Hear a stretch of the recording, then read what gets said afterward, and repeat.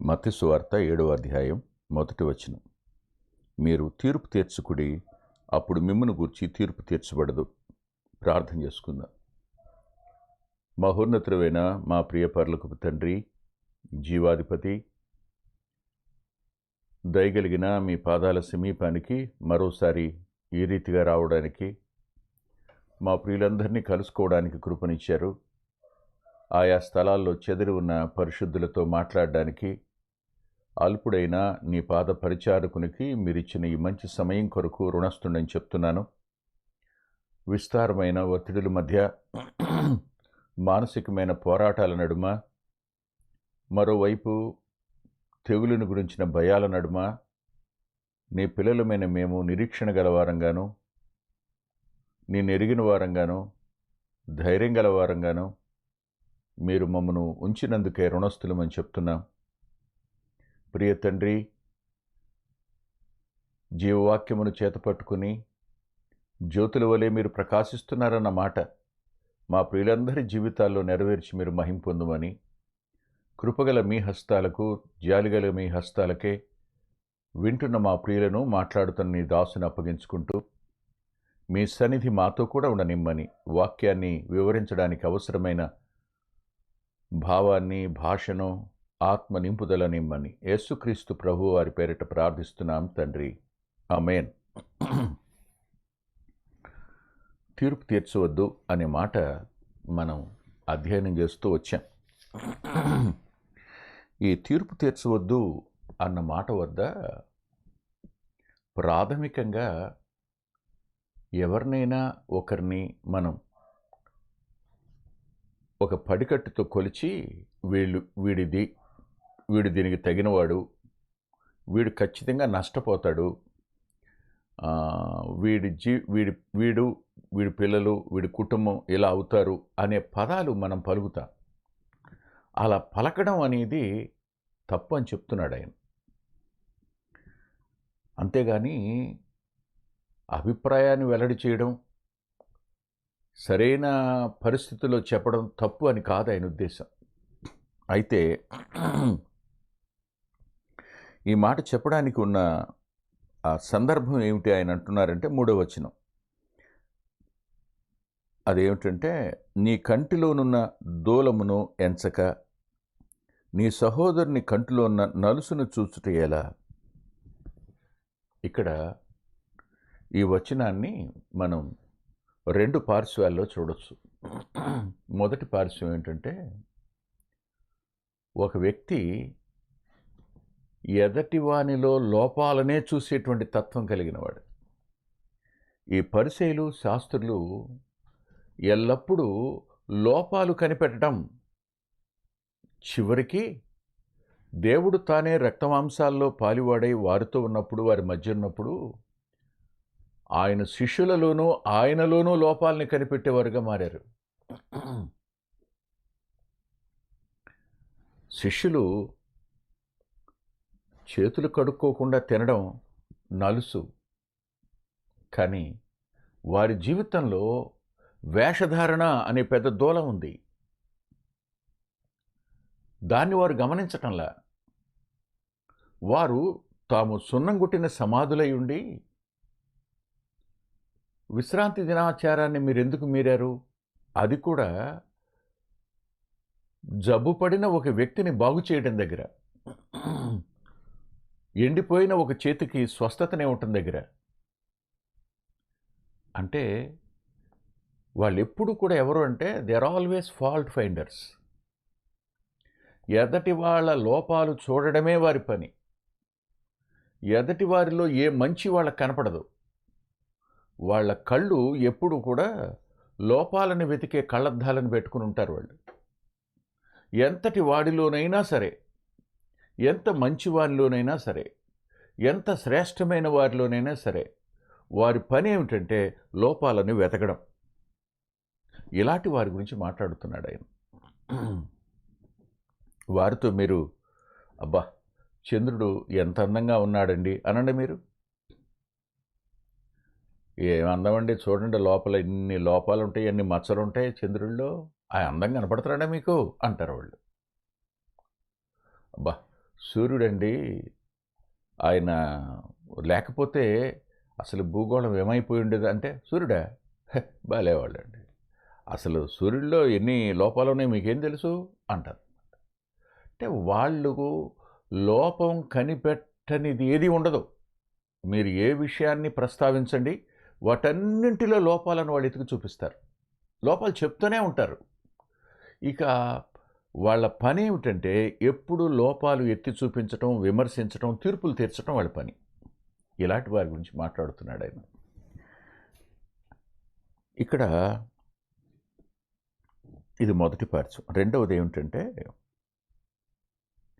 ఎప్పుడైనా నీకు అలా ఒక విషయం చెప్పవలసిన సమయం కానీ సందర్భం కానీ వచ్చిందనుకో, అప్పుడు నువ్వెలా ఉండాలి? నీవు నీ కంటిలోని దూలాన్ని మొట్టమొదట ఎంచుకో. అంటే సెల్ఫ్ ఎగ్జామినేషన్ నువ్వు చేసుకో. నువ్వు సెల్ఫ్ ఎగ్జామినేషన్ చేసుకున్నప్పుడు నీలో ఆ లోపం కనపడలేదా? మీరు చెప్పండి. నేను ఇలా అంటాను, చాలామంది ఎదటి వారి పిల్లల్ని విమర్శించడానికి మూడో కాలి మీద లేస్తారు. వాళ్ళు పిల్లలు, చిన్నపిల్లలు వాళ్ళు. అలాంటి పిల్లల్ని విమర్శించడానికి ఏమాత్రం వెనుకాడరు. బయట వారి పిల్లలు కదా, వాళ్ళు ఎలా ఉన్నారు, వీళ్ళు ఎలా ఉన్నారు, వీళ్ళు ఎలా చేస్తున్నారు, వాళ్ళు ఎలా చేశారు, వాడు అయిపోతాడు, చివరికి వీడు బతుకు నాశనం అయిపోద్ది, చివరికి ఎందుకు పనికి రాకుండా పోతాడు వాడు, ఇలాంటి మాటలే మాట్లాడుతుంటారు. కానీ నీ పిల్లల సంగతిని ఎప్పుడైనా ఆలోచించావా? ఇతరుల పిల్లల గురించి విమర్శిస్తున్నావు, తీర్పులు తీరుస్తున్నావు, నీ పిల్లల గురించి ఎప్పుడైనా ఆలోచించావా? ఎప్పుడు ఆలోచించవు. ఇవాళ ఒక వర్తమానం చెప్తున్న ఒక వ్యక్తి నా పిల్లలు చిన్నవాళ్ళు కదా పర్వాలేదు అనుకుని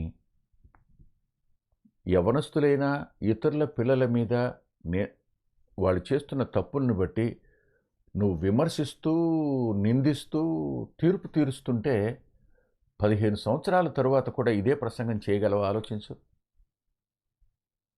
చేయలేవు కదా. రేపొద్దు నీ పిల్లల పరిస్థితి ఏమిటో తెలియదు. లేదండి నా పిల్లలు మాత్రం జెన్యూన్ అంటావా? ఎస్, బాహ్యంగా వాళ్ళు జెన్యూన్గా ఉండొచ్చు, వారి అంతరంగం సంగతి నీకేమైనా తెలుసా? నాకు తెలుసా? కాబట్టి ఎప్పుడు కూడా మనం అంటే గ్రామీణ పరిభాషలో ఓ పదాన్ని భలే అద్భుతంగా వాడతారు వాళ్ళు. అదేమిటంటే నాలుక పారేసుకోకని. ఆ పదానికి దాని వెనక ఎంత బాధ ఉంటే, ఆ మాట పలకటం వెనక వారెంత నొప్పిని అనుభవిస్తే ఆ పదం బయటకు వచ్చిందో, నాలుకను పారేసుకోవడం అని. అంటే అర్థం ఏమిటి? విచ్చలవిడిగా మాట్లాడకని, ఇష్టానుసారంగా మాట్లాడబోకు, జాగ్రత్త సుమా అని. అలా మాట్లాడడం వల్ల నువ్వు నష్టపోతావని, అది ఉద్దేశం. ఎవ్వరిని విడిచిపెట్టక విమర్శించడం తమ హక్కుగా, ఎదటి వారి లోపాలను చూడడమే తన హక్కుగా చూసే వ్యక్తుల్ని నేను చూశాను. అసలు ఒక్కొక్కరిని చూస్తుంటే భలే భయం వేస్తుంది. విత్తింది కోసుకుంటాం ఖచ్చితంగా, అనుమానం లేదు. అలా విమర్శించడాన్ని వారు పనిగా పెట్టుకున్నారు. ఒక వచనాన్ని నేను మీకు చదివి వినిపిస్తాను, కొంచెం మనసు పెట్టి మీరు దాన్ని వినండి.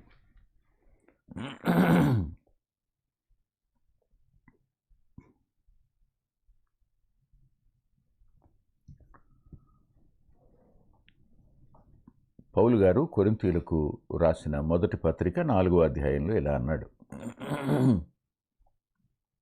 ఏమన్నాడంటే,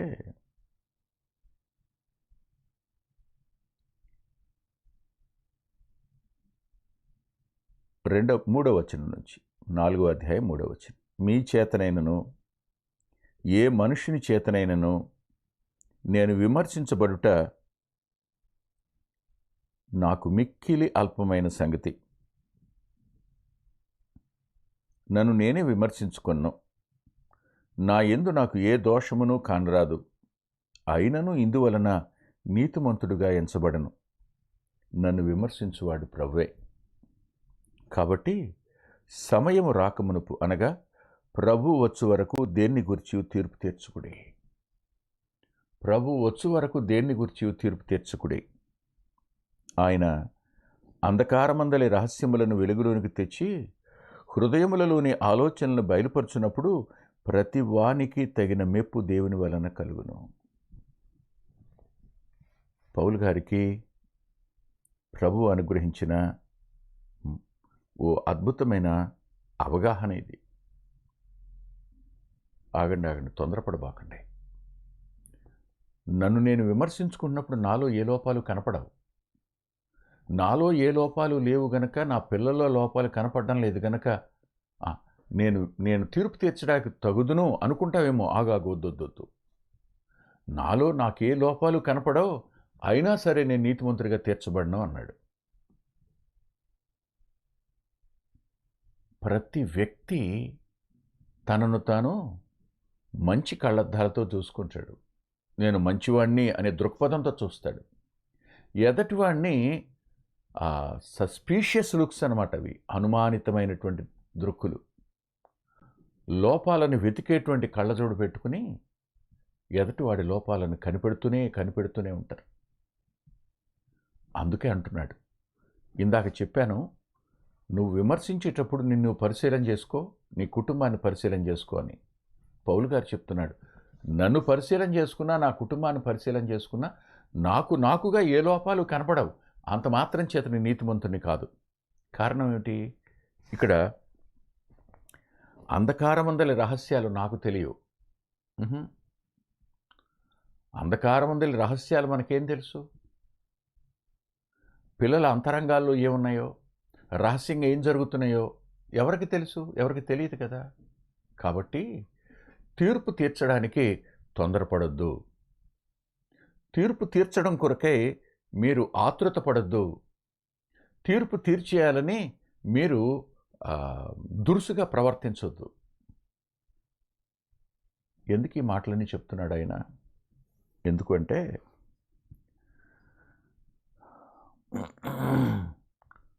ప్రతివానికి తీర్పు తీర్చేవాడు ఆయన. నన్ను విమర్శించువాడు ప్రభువే. అది మాట 4వ వచనం, 4:4లో. కాబట్టి సమయం రాకమునుపు మీరు నోరు తెరిచి ఎవరి మీద తీర్పులు తీర్చకండి అని చెప్పాడు. తిరిగి మరలా మత్తయి సువార్త 7వ అధ్యాయానికి వస్తే మనం 2వ వచనంలో మీరు తీర్పు చొప్పుననే మిమ్మును గుర్చియు తీర్పు తీర్చబడును, మీరు కొలత చొప్పుననే మీకును కొలవబడును.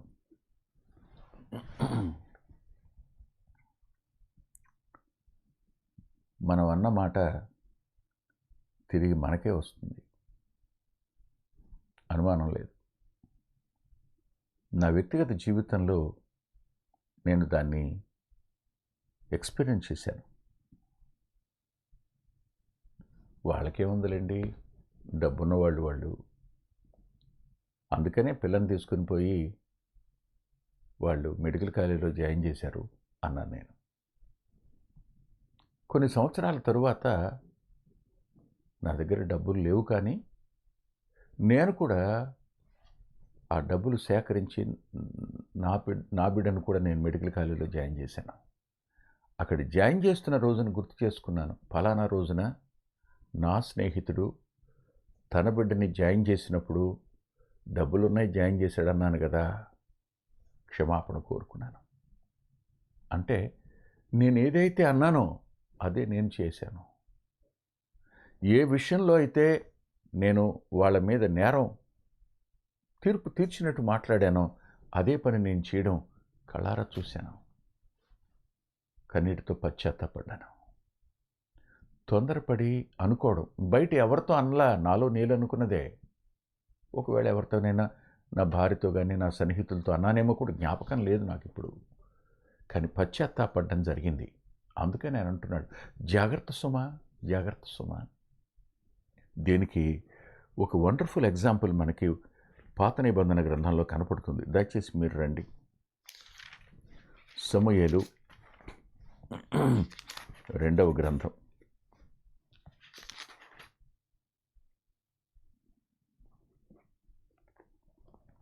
12వ అధ్యాయం.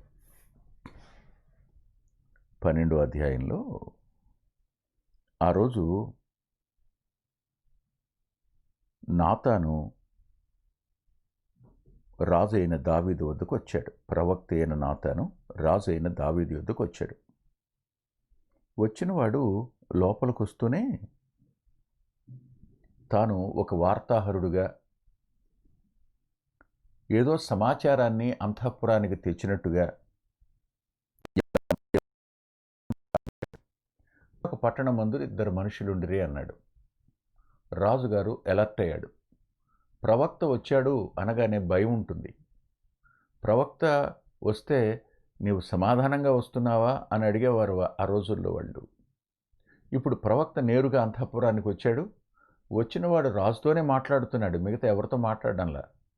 మాట్లాడుతూ ఒకానొక పట్టణంలో 2 మనుషులు ఉన్నారు అన్నాడు. అంటే ఏదో ఒక సమాచారం చెప్పడానికి వచ్చాడు కాబోలు అనుకున్నాడు ఆయన. అనుకున్నప్పుడు ఒకడు ఐశ్వర్యవంతుడు, ఒక దరిద్రుడు అన్నాడు. ఐశ్వర్యవంతుడికి విస్తారమైన గొడ్లును గొర్రెలును ఉన్నాయన్నాడు. సహజంగా ఉంటాయి కదా, దరిద్రుడికి అంత ఉండవు. అయితే ఆ దరిద్రునికి తాను కొనుక్కొనిన ఒక చిన్న ఆడు గొర్రె పిల్ల తప్ప ఏమీ లేకపోయానన్నాడు. తనకున్నదంతా కలిపి ఆ ఒక్క ఆడగొర్రె ఒకటి అంతే, చిన్నది, అది కూడా మళ్ళా. అయితే వాడు దాన్ని పెంచుకొని చుండగా అది వాని యొద్ద వాని బిడల యొద్దన ఉండి పెరిగి వాని చేతి ముద్దలు చెనుచు వాని గిన్నెలోనిది తాగుచు వాని కౌగిట పండుకొనుచు వాని కుమార్తె వలె ఉండెను అన్నాడు. అంటే ఆ గొర్రెను అతడు పెంచుకున్న విధానం, ఒకప్పుడు కాపరి కదా దావీదు గారు, ఇప్పుడు రాజైన కాపరి దావీదు.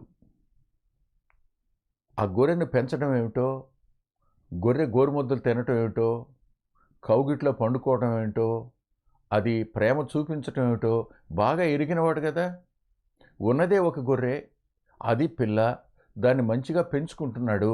తన మనసంతా చిన్ననాట తాను పెంచిన గొర్రెల దగ్గరికి పోయి ఉంటుంది. ఏ గొర్రె జ్ఞాపకానికి వచ్చిందో, ఆ తెల్లటి ఉన్ని మీద ఎర్రటి మచ్చలున్న ఏ గొర్రె గుర్తొచ్చిందో దావీదు గారికి తెలీదు. తన మనసంతా ఆ సెలయేటి తీరాన్న,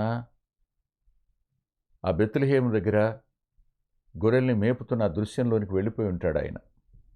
సరిగ్గా అప్పుడు ఇలా అన్నాడు. మార్గస్థుడొకడు ఐశ్వర్యవంతుని ఇంటికి వచ్చాడు.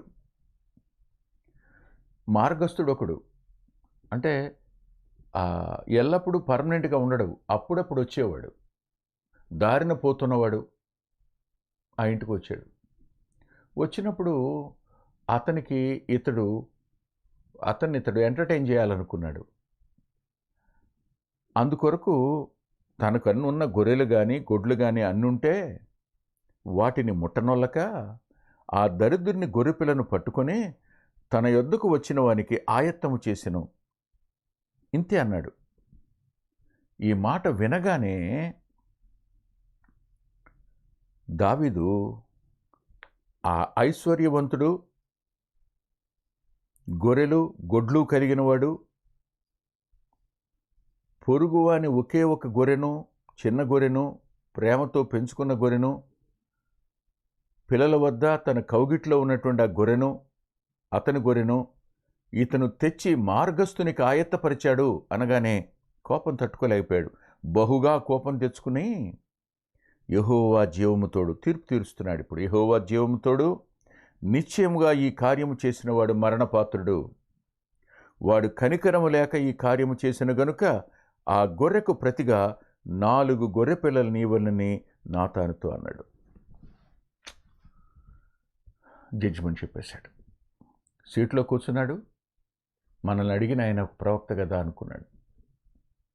మనం కూడా నాయకులంగా ఉంటాం, పెద్దలంగా ఉంటాం, కాపరులంగా ఉంటాం.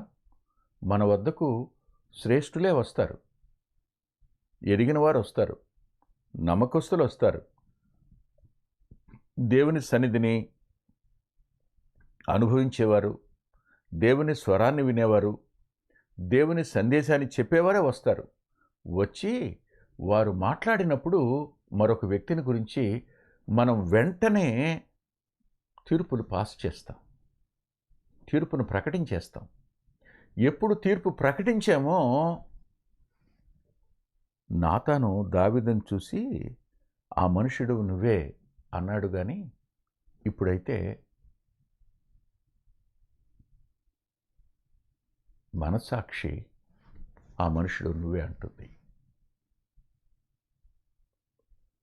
ప్రభు విమర్శించేటప్పుడు ఆ మనుషుడు నువ్వే అంటాడు.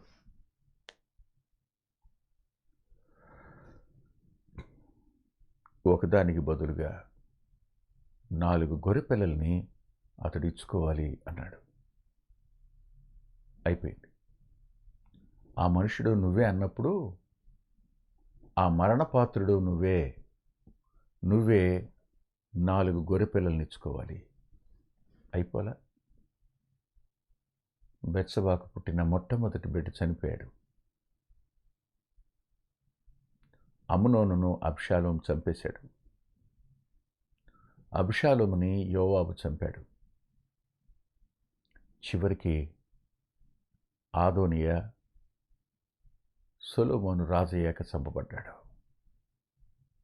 4 గొర్రెపిల్లల్ని ఇచ్చుకున్నాడు కదూ దావీదు.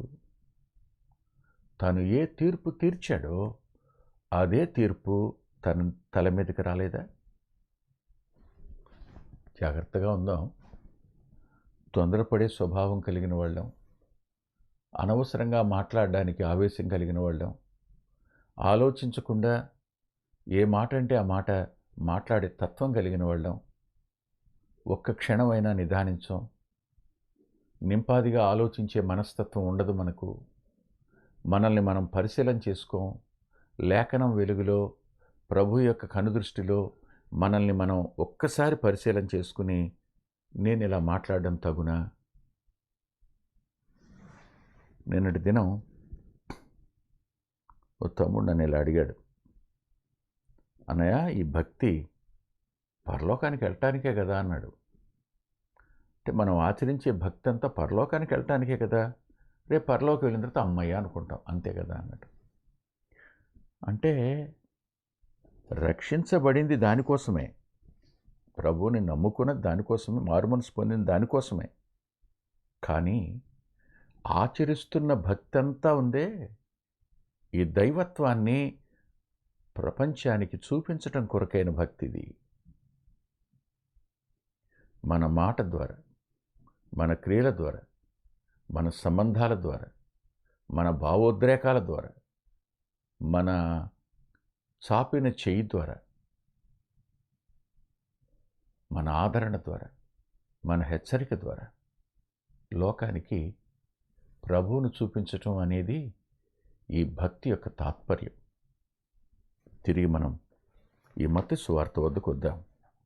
దయచేసి చూడండి, మత్తయి సువార్త 7వ అధ్యాయం. 7వ అధ్యాయంలో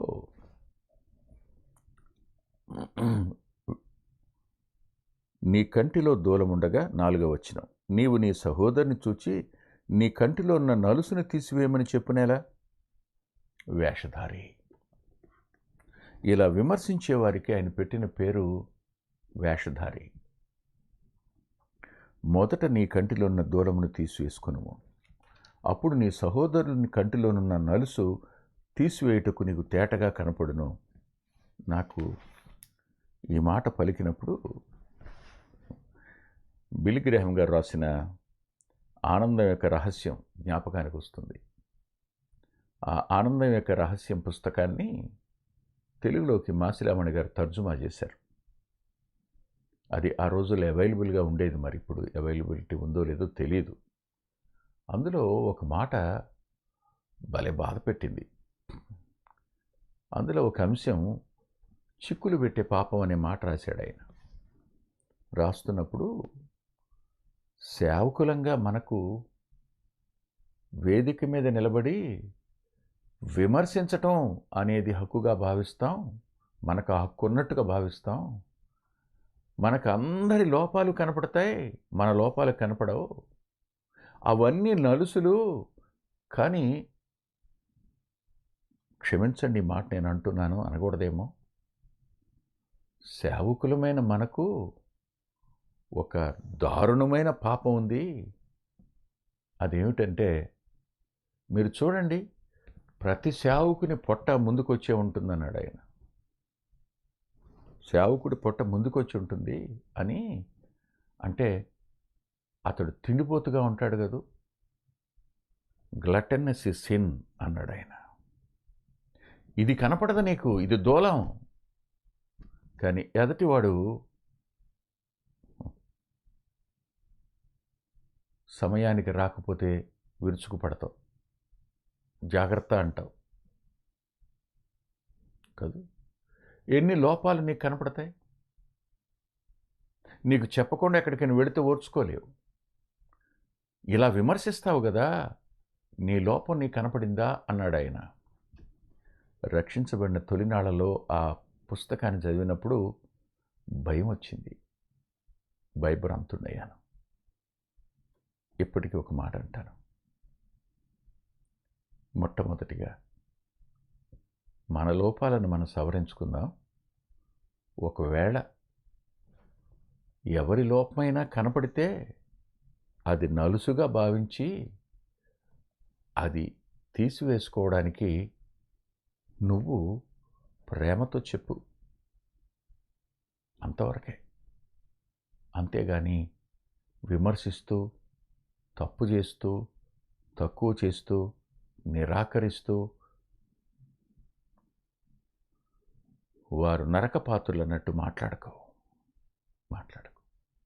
ఇది ప్రభువుని ఎరిగిన వారికి, ప్రభువును కలిగి ఉన్న వారికి, ప్రభువుని వెంబడిస్తున్న వారికి, ప్రభు శిష్యులుగా ఉండగోరు వారికి తగింది కాదు.